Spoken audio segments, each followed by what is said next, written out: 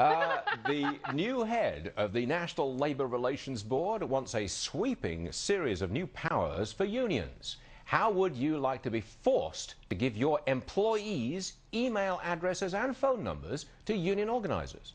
That's just one of those new powers that the NLRB chief actually wants. Joining the country from Washington, Peter Schaumber. He is the former NLRB chairman. All right, Peter. So we've got these demands to give out employee email addresses and phone numbers.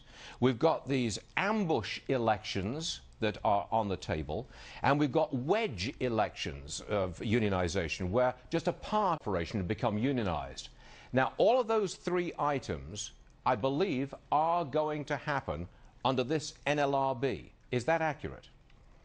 I think that's correct. In fact, the ambush election, as you call it, a rule was promulgated in December, which shortens the time period approximately in half, from 38 days to 19 days. One of the reasons they're addressing email address and this kind of private information is because they want to shorten that time period still further. So those things are on the table.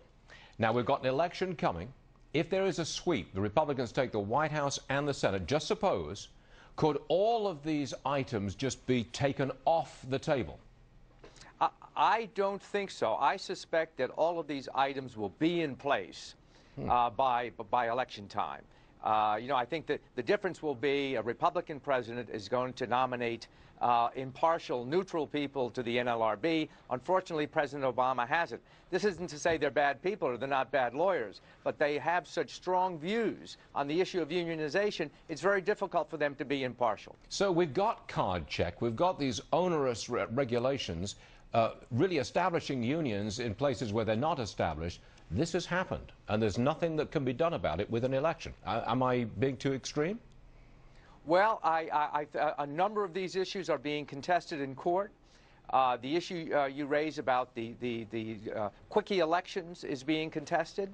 The notice posting rule is being contested. So really, the courts are going to have to weigh in on these, as well as the recess appointments. Looks like we got it. We're stuck with it, but that's just my interpretation of where we are. Peter, go. Can I add? Yeah, just one final thing. The board is an independent agency.